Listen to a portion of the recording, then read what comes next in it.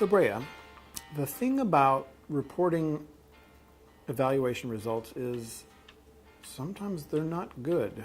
Sometimes you have to tell your boss or your board or your constituents that you didn't hit your goals. Any advice on what to do there? So it may seem like the most terrible thing in the world when that happens, but the silver lining is you found out that you're not meeting your goals and you're in a position to do something about it. That is distinctly different from not meeting your goals, not being aware that you're not meeting your goals, and blissfully going on, perhaps doing harm, but not doing the good that you want to do in the world. So taking some time, self-care is a really big component of everything that I do and teach, and it's a big part of my life. It's something that is definitely important when it comes to reporting negative results. You have to just sit in that for a second and have whatever emotions it is that you're going to have about that, and try to come to some closure personally before you start writing. Because if you don't do that, it's going to come out in the way in which you write the report. You want to remain as objective as possible. Some common pitfalls when it comes to reporting negative results is finger pointing and blame. There might be circumstances or implementation practices or processes that prevent your program from being successful in the way that you would like. But there's no need to call out Sally in accounting or, Stephanie in program management. It's more about the actionable processes that can be altered to get you close to your program goals.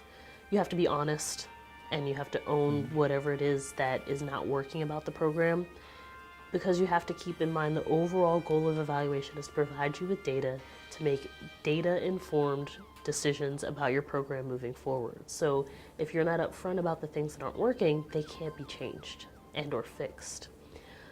I think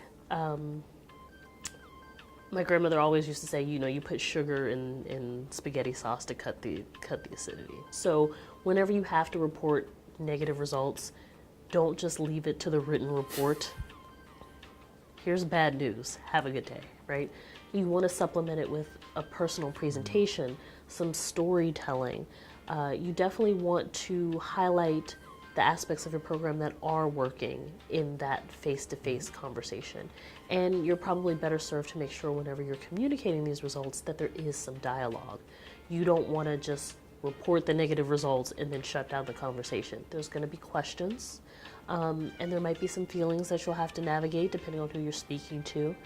But in most cases, I would say the vast majority of cases, there are some things about your program that's working, or else the program wouldn't be continuing. Somebody is invested in the program, somebody's benefiting in some way, somebody wants to see good things happen for this program, and that's something to hold on to while you're going through the process of communicating maybe some negative results. So it's not bad news necessarily, it's information. Right.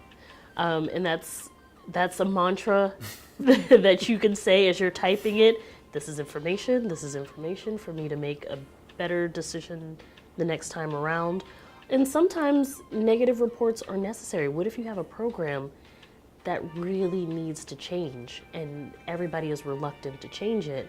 Evaluation is a wonderful tool to use to say, this is my personal opinion about your pet project.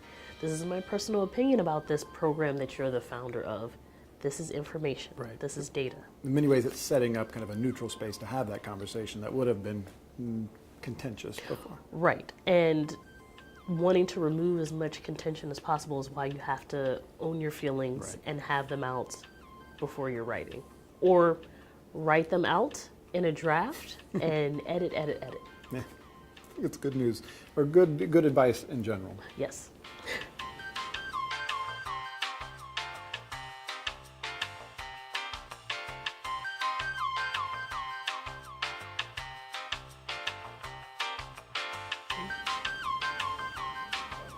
I'm not good at this part. You were really good.